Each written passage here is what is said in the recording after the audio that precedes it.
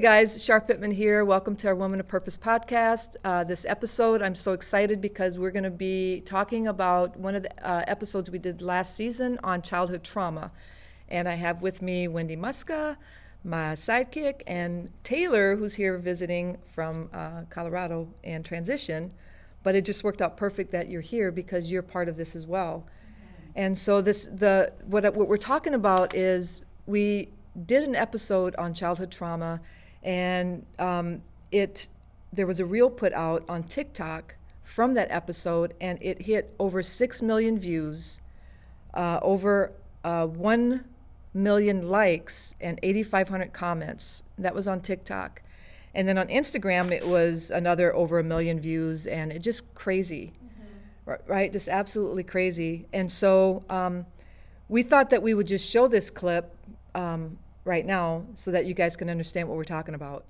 Kids that have gone through some childhood trauma are amazing at reading the nonverbals of other people because they've had to do that to keep themselves safe. And when I say safe, I don't just mean safe from physical harm. Right. I mean safe from hurt feelings. As simple as that. Right. It's I need to keep myself safe from that criticism that I don't know how to process. Yeah. I need to keep myself safe from feelings of abandonment and withdrawal. So I'm going to read what you want, and I am going to become what you need because I don't want to have any negative experiences in my relationship with you. So people become very unsure of who they even are. So you guys, can we just talk about that clip just a little bit? And how funky it is that it's 7 million people almost have seen your face. That freaks a girl out right there. But it's on your TikTok account. So it's on Wendy Muska's account. So it's Taylor. You guys can talk about how that all happened. Well, Taylor had moved out to Colorado and was pursuing an internship out there with the Bevere's ministry, and just to kind of help her out, and because I love her and we have a really great, really, really great relationship. I've mentored Taylor for a lot of years, and so we decided, hey, we're going to do this little collaboration. She was going to do some social media stuff for me as a way to support her and her growing business, and also just get the wacky, weird way I think out there a little bit more. If it would help anybody, that would be great.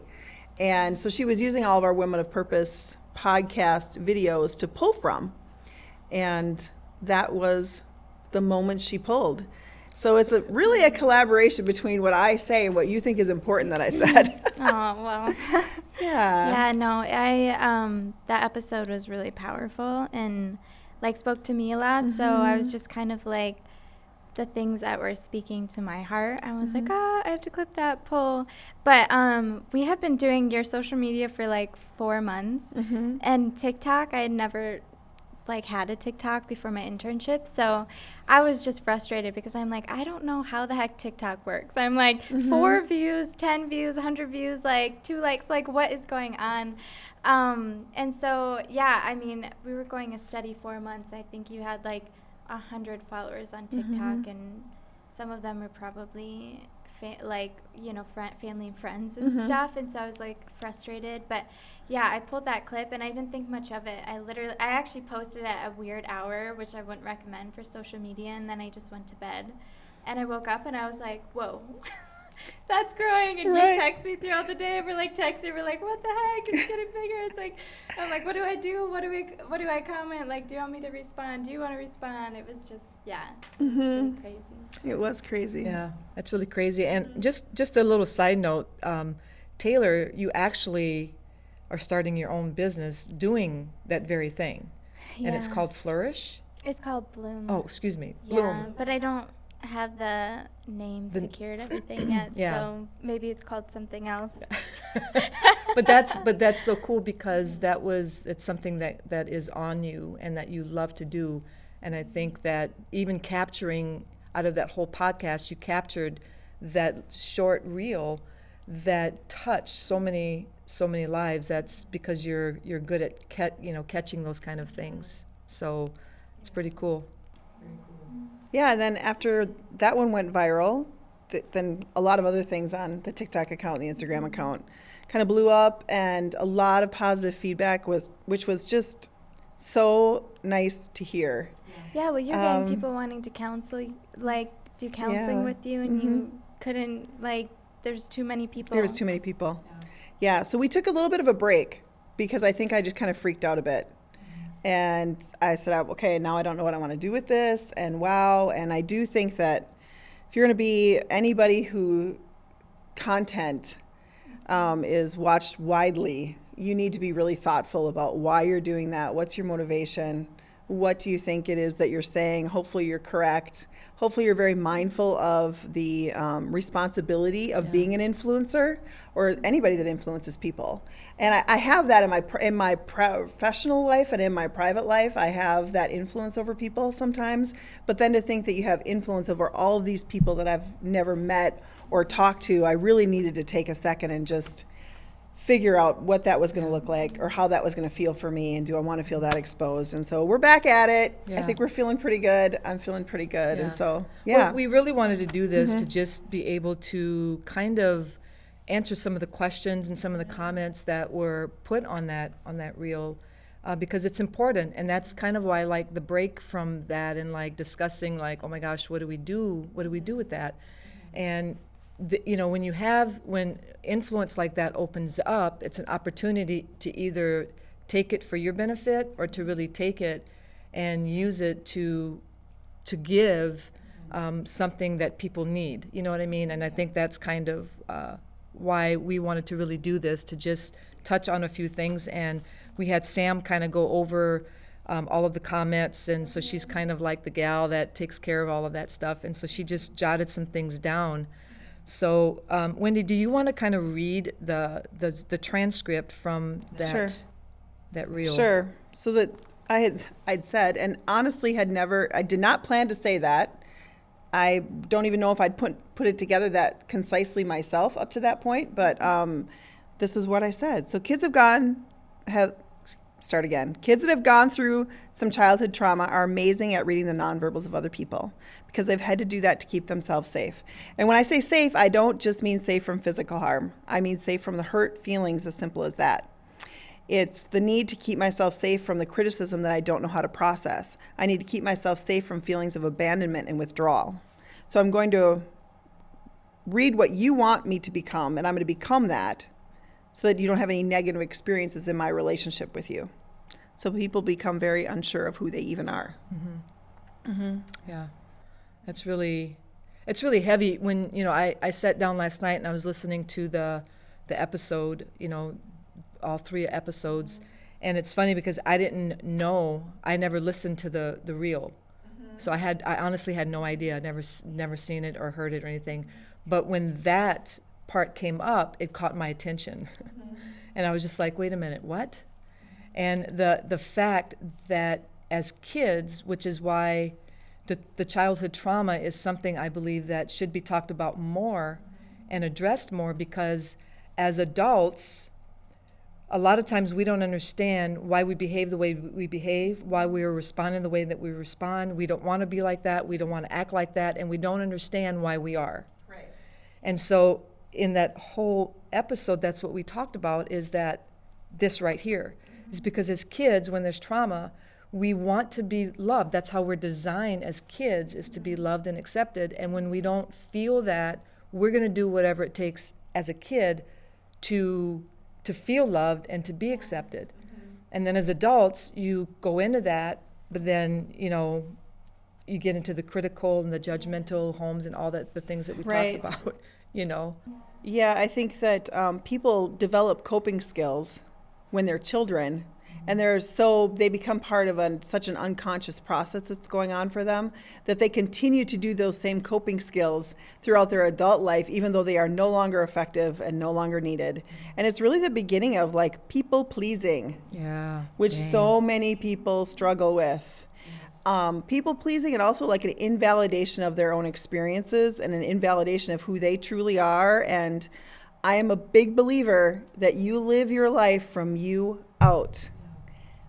If you heal you and the way that you think about yourself, the words you say to yourself, and if you take all of your life experience and you integrate it and you weave it into the fabric of who you have become, you will live life authentically, powerful, with joy and happiness, no matter what is spinning around outside of you. But part of childhood trauma and part of therapy is oftentimes trying to dig out, where did that faulty thinking even start? Why did I start doing that? Yeah. And it's usually rooted way back there, oftentimes. So the great question to really ask yourself, and even ask yourself about other people. So ask yourself about yourself, but also ask yourself about other people, is what's happened to me that's causing me to act or respond like this? Or what's happened to them that is causing them to act or respond like that? If you really approach relationships and even yourself with the idea of I'm seeking to understand the other person, it is a beautiful way of getting to a place of acceptance in your relationships and health in your relationships, because you understand the motivation of somebody else. You understand your own motivation. So childhood trauma is like the base oftentimes, and it's just not seen or understood by even the person experiencing it. Yeah.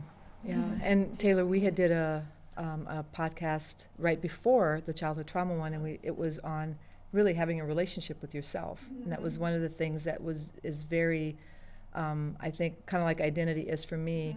Having a relationship with yourself is for you, and you're passionate about that because, you've had to learn how to do that, which is probably, rooted in the childhood trauma. And then, because we don't learn how to have a relationship with yourself when you're a child. You're told what to do. You're told how to have a relationship. It's like, here, this is how you do it, and this is what you do. And so, hence, that's why we do I'm going to, read, I'm going to do what you want me to do, I'm going to be what you want me to be. Right. And then you get older and you're like, wait a minute, this is just all like, really, who am I? And then, we really do learn to interpret the world through the ways of the people who interpreted the world for us before we could do it for ourselves.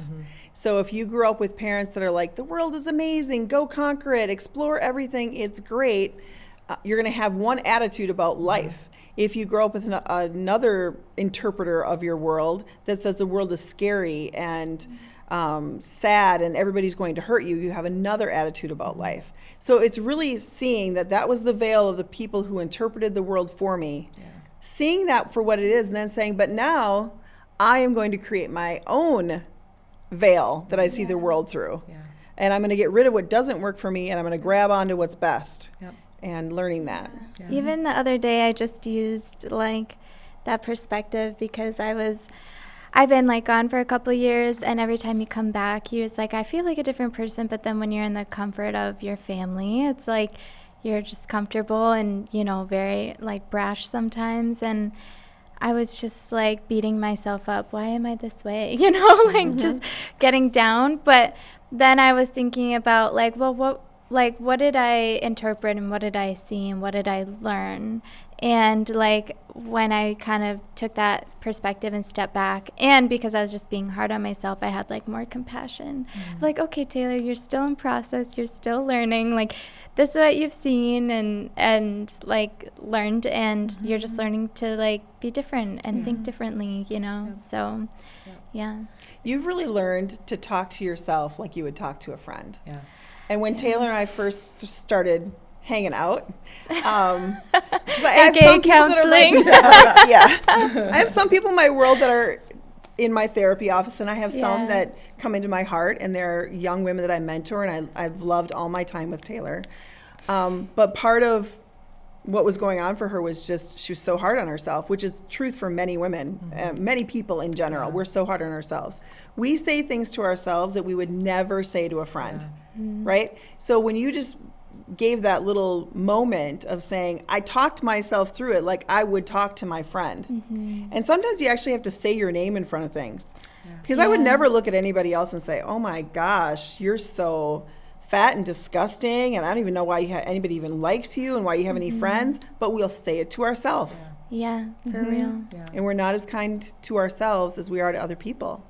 Yeah, and I think like what you guys are both talking about, just that understanding understanding of your past, understanding of your parents, understanding of the way you tick, like, allows you to have that dialogue more, because you can actually, I feel like a lot of things are tracing back, you know, like, oh, this is from this and this from this, and it's like we don't have to go digging, but when we can pause and we can ask ourselves those questions, like you said, like, I want to understand why I do that, you know, because this doesn't work for me. Like, I'm doing it, but it doesn't work for me, like you were saying. And so, because there's a consequence, there's a reward in the way that we respond and react to people. So reward can be negative or positive. So if I am critical and judgmental, or if I'm, sassy or whatever, the response from other people is my reward. And you're sowing seeds. It says that you're going to reap what you sow. So the seeds that we sow, we really will eventually reap in relationships and just really in our own life. There's actually a scripture that says you eat the fruit of your lips. yeah. So it's like the things that we say, that's why this is so important, because we can't change what we don't acknowledge. Right. And I think the lie we believe is, oh, it's going to get better. Oh, this is just the way I am. This is just the way it's going to be. People are just going to have to deal with it and whatever. And the fact is that people don't want to deal with it. They don't want to deal with you when you have a really sucky attitude. But you don't want to have that attitude. That's the whole point. And that we have to do the hard work to do that. And I think all of us sitting in these chairs have really put in a lot of hard work, and it's so worth it. I was just thinking about, had a friend that just had a baby, and, you just start thinking about having babies. I'm not having any more babies, but you think about the process of having a baby.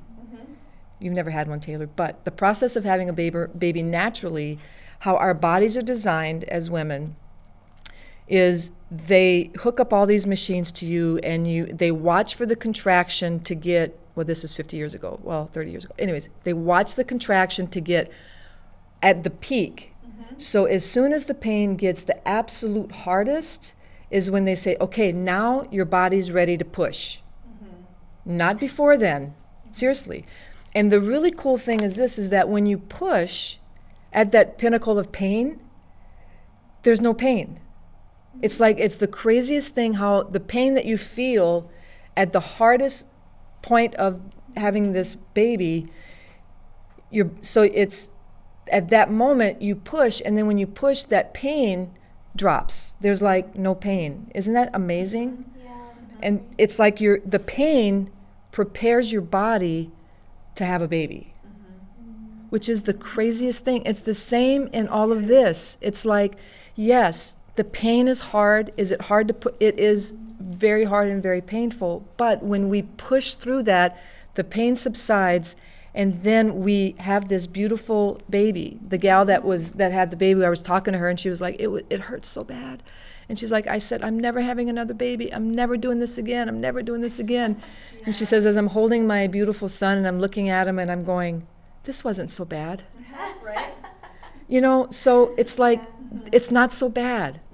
When you hold in your arms this thing of change and this thing of like loving who you are, knowing that my trauma in my childhood actually prepared me for who I am today. Yeah. So that I can walk with other women through it. I can give them, like you do, Wendy, it's like the reason you do what you do is because you've been through the stuff. Absolutely.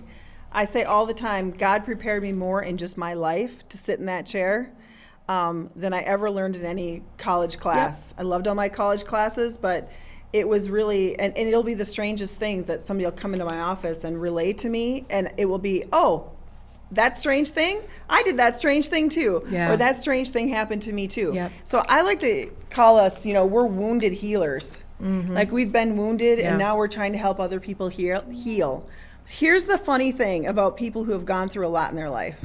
When you are like a survivor of a lot in your life, really, what it should do is build so much confidence in you that you can handle hard things, because you've handled so many hard things, right? That you should just launch yourself at life. Like whatever comes, I'll figure it out. And most people get anxious because they can see the bad thing that could happen, or they're experiencing something hard, and they're not sure that they have the skills, abilities, talents, resources to survive it. Yeah. But reality is, you've survived all of those hard Exactly. things. Yeah. So if you have survived a lot of hard Yeah. things, you should run at life with such confidence Yeah. that I'm going to survive whatever's coming at me because Yeah. I've done it all before. I figured out all this. Yeah. Or if I can get through that, Yeah. I can get through anything. Right. Right? Exactly. Yeah. Exactly. And that's the beautiful thing of, I believe, that the episode that we did on childhood trauma, and then just even now listening to it again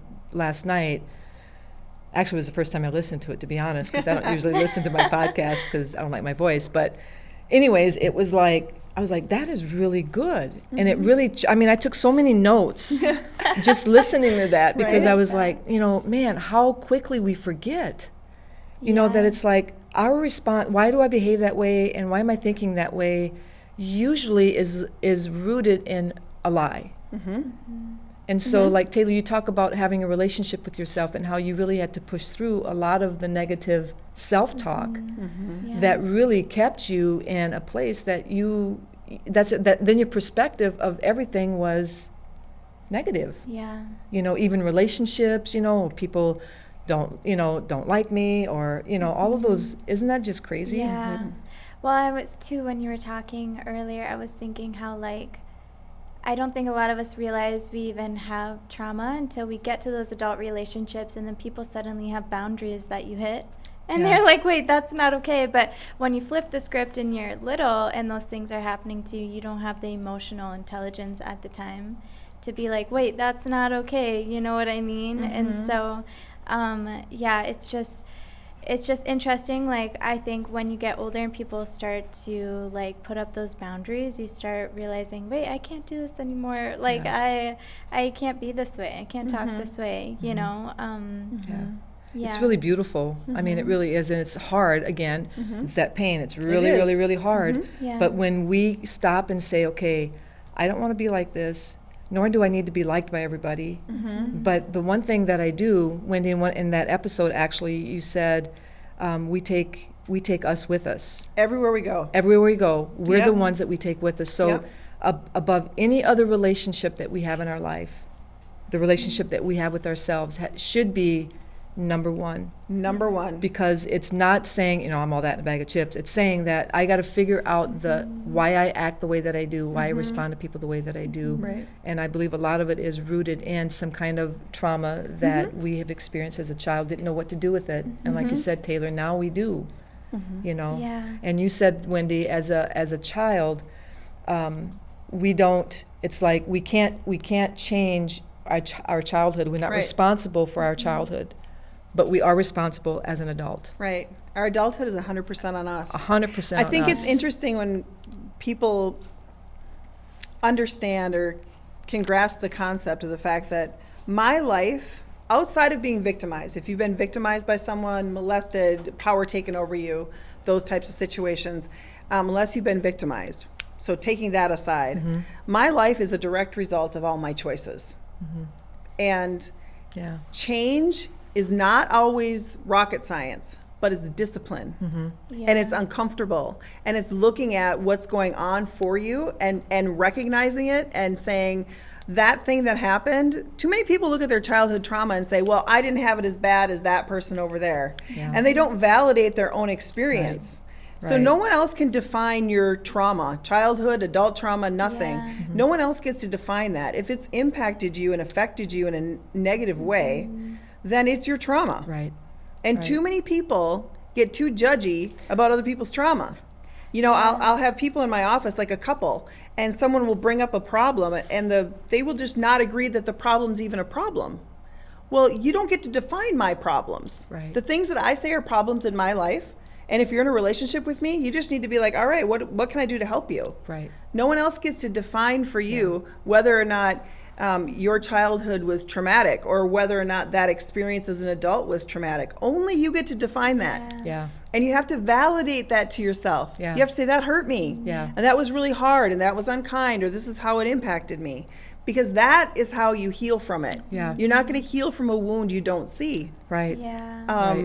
Yeah, you have to do that. And we bring ourselves with us everywhere we go. Yeah. And we really cannot give to the world what we are not giving to ourselves. So if you think, that everybody in your world is judging you, I would bet good money on the fact that you are probably judging you. Yeah. If you feel like everybody else in your life doesn't like you, I would bet that you don't like you. Because you're reflecting into the world and back to yourself exactly what you're giving yourself. If you learn how to give yourself grace, you're going to know how to give other people grace. Yeah. If you're going to learn how to be respectful and responsible to yourself, following through with your goals, taking good care of your body, doing all of those things, you're going to be able to be more respectful and responsible in other relationships. Yeah. Yeah. So it's really, really discipline. True. Yeah. You have to just look at yourself and say, Yeah. I am not happy where I am. I am going to learn and look at options and make a different choice and make the different choice in the moment. Yeah. Which means if you're a person who's really harsh and critical and it's affecting your relationships, and you decide, I would really like to have better relationships. I'd really like my marriage to be better. We get consequence for what we choose to let outside of us. So I can be harsh and critical in my head while I'm working on things and I'm trying to get better. But I get consequence if I'm harsh and critical and I let it come out of my mouth. Right. That's discipline. That's I will discipline. literally look at some people and say, you just need to keep your mouth shut. Yeah. Yeah. Yeah.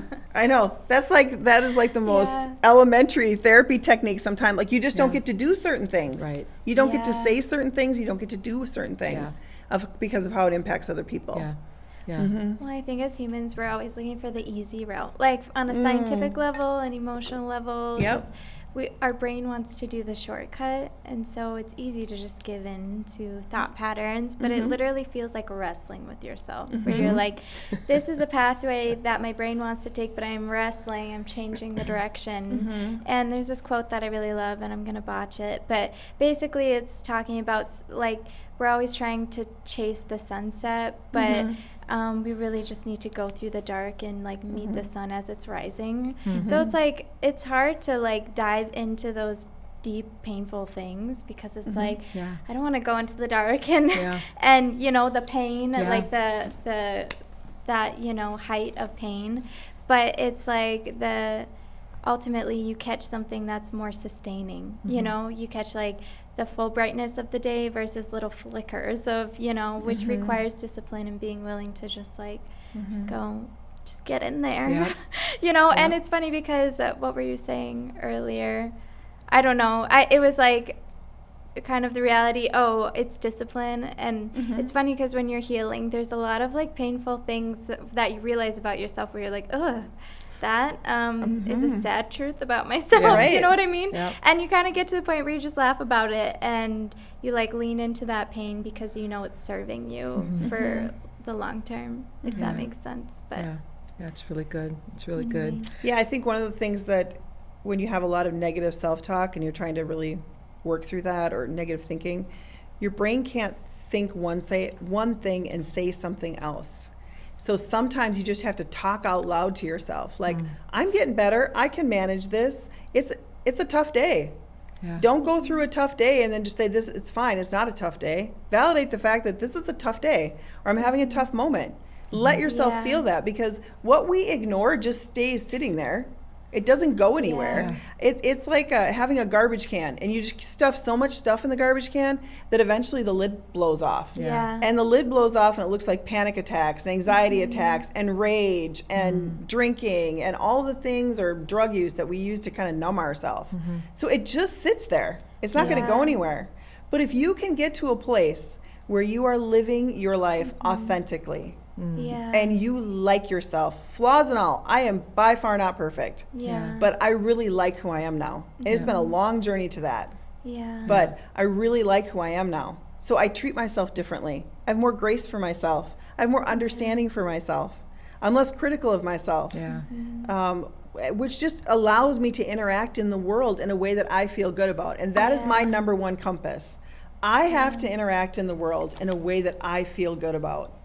Well, and because your inside world is like, I like me, you're not waiting for the world to tell you things. And because, like you were saying earlier, that perspective, that lens that we see through, the way we move through the world and the way people act with us are like confirming that narrative in a sense, because that's how we're seeing things. But if you're like, I like myself, I don't have a deficit within me that's waiting for people's opinions to like build me up and confirm who I am, you can move through the world because you're not like, you have freedom. But like the moment you have that hole and you're just waiting for people to put something in it, it's like so controlling, because then you're like pulled here, pulled here, pulled here, and I'm like asking everybody to tell me who I am, you know. But like to move through the world, like I like Wendy, I like me. You're not waiting on anybody.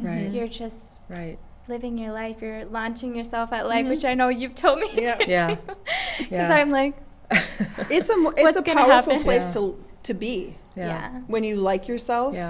And you're not dependent, or obviously I like my friends and family and people to be pleased with me and to say nice things to me and affirm me and say, good job, you know, we really enjoyed that, or that was great. I think everybody wants that, but it doesn't create my motivations in life any longer. There you go. You know, I have to take care of myself. No one else is ever going to be as concerned about my happiness as I should be. You have to stand like an armored guard at the gate of your life and really say, what am I letting in?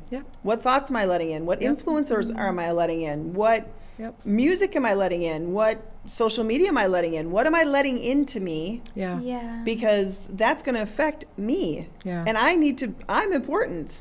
And another thing that I think I've come upon later in my life is that I've understood that sometimes speaking my truth, even if it doesn't create any change in a relationship, is as an act of self-respect to myself.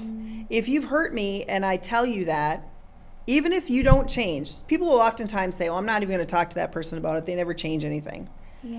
Okay. But what's happening is you're allowing somebody to disrespect you over and over and over again. And eventually that erodes your own feelings of self-worth, because I'm allowing everybody to disrespect me. So even if all you do, sometimes people stay in relationships that are hard for a lot of really good reasons. It's very noble to stay in a relationship that's hard if it's for a very good reason, you know? But if you look at that person and say, wow, when you said that, that was really hurtful, or I'm not going to be a part of this conversation because it's really pretty nasty, that's just you saying, I respect myself enough that I'm not going to sit here and allow you to disrespect me. I'm not going to participate in your disrespect of me. Well, and so just as much as you have to protect your children as a mom, you have to protect yourself that way. I mean, there's certain things that there's no way I would let anybody ever say to one of my sons. Never going to happen without me saying something. But I would let people do that to me. I think about how many years it was that I was in bad relationships, and I allowed people to treat me badly. And I participated in it. That was my choice. That's a really powerful word. We participate in that. We participate in which that. I think all of that really is rooted in undealt with trauma and things that we just didn't know how to process. And we learn, you know, how to do that, how to take care of that. And it's kind of living life without any intention. I think people will put themselves on autopilot and they just are like, this is what it is, it's too hard to change. And when you make a decision to live your life authentically and with intention, it looks different. Because I think about the way I interact with people. I think about the way I talk to myself. I think about goals I want to attain and why I want to attain them. I think about my own motivations. What's motivating me in that relationship? What's motivating me to stay in that hard relationship? I think maybe it's just an American thing, but we can get on autopilot and we just go through life and we're not even reflecting to ourselves what we're experiencing in life. And then we're wondering why we're not happy. Well, one thing I realized too is like, I think when you grow up a certain way or you have that victim mentality and things have happened to you your whole life, once you become an adult, you're like, wait, you don't realize that you have the power to change it, but you do have the power to change it. And we even did like this exercise at my workplace like a month or two ago where they were like, what's your 10-year plan? And I was like, 10 years. I'm like, I just want life to hand me an okay thing and I'll just make it whatever. I'll just, you know, I kind of was just like letting life happen to me and being grateful for whatever it gave me. You know what I mean? But it's like, you're saying and showing that, like, actually you can make life what you want it to be. You know, obviously we want to partner with the Lord in that, but like you can make life what you want it to be, and it doesn't have to happen to you. You don't have to be like some helpless person flailing around. Like, you actually have the power to like do it differently. And that's really hard when you've been like a victim or had that mindset your whole life, to swap it around, but it is possible. You know. And so, yeah, that was even something I realized recently. I was like, oh, I can make a 10-year plan. And maybe it'll happen. Yeah, I don't know. I'm still That's changing crazy. that thought process, but it could happen. It could You know what I happen, mean? yeah. I don't know. Yeah. Well, when you grow up in a system where you're not empowered to gain skills like confidence and I'm an effective problem solver and what do I want, where you're just told often what you want by Yeah. people, you're never recognized, but what do you really want? Yeah. You're said, like, you need to go have this friend group, or you need to pursue this sport because my dad was in that sport, or my parents like those friends. Really, as parents, we need to develop our kids' ability to say, what do I want? Yeah. Because if you can find your sense of what you want, you're not going to be just trying to figure out what everybody else wants from you and trying to please everybody else. Well, and I think, too, what you're talking about, like living authentically, it really helps you stay aware of what those wants are, like how you're being affected, because I think sometimes, like, we can grow up in a way where we gaslight ourselves. Oh, for sure. You know? Yeah. And I think that was the biggest thing, like, when you started mentoring me / counseling. Just loving on you, Tay. That's all I was doing. would talk about things, and you're like, stop trying to cover up a turd with whipped cream, or whatever you said. You're like, you're trying to, like, make this turd look nice and smell nice, but it's a turd. You know what I mean? And so, like, I think, like, when you realize, oh, that's how I felt. Oh, this is how I feel about this, or like, and start to acknowledge it. I feel like it keeps you grounded in authenticity because, like, you're suddenly aware and understanding yourself. Whereas before, when you're gaslighting yourself all the time, you're like, I don't know how I feel it. And it's how I feel validated. Yeah, and Right, then it's right. confusing. It's like this mess. I think a lot of people don't know where to start with that stuff too, because they don't really know what's wrong, and they just know something's wrong, and they don't know where to start. They don't know how to pinpoint it, you know. So yeah, I think it starts for a lot of people when they're growing up in a family system when there's a lot of excuses made for other people's poor behaviors. Yeah. They learn to start making excuses to themselves for other people's poor behaviors. Yeah. You know, dad comes home angry and rageful and is yelling and cranky at everybody, and mom makes excuses for why dad's acting that way to the kids. Like, you know, he just had a really hard day, or things aren't going well for him at work, or we all just need to give dad some space tonight. He's not feeling well. It obviously could be mom or dad. Yeah. I mean, but when you grow up in a system that does that, then you start making excuses for other people's behaviors instead of just saying, yeah, that doesn't work for me. Yeah. I understand that that's how you are in the world, but that just doesn't work for me. And being okay with that. And you don't learn that skill. You learn to make excuses for people. Yeah. Why they don't call you back, or why they don't treat you well. And then you accept how they treat you because you've made excuses about how they treat you. Yep. Yeah. Yep, exactly.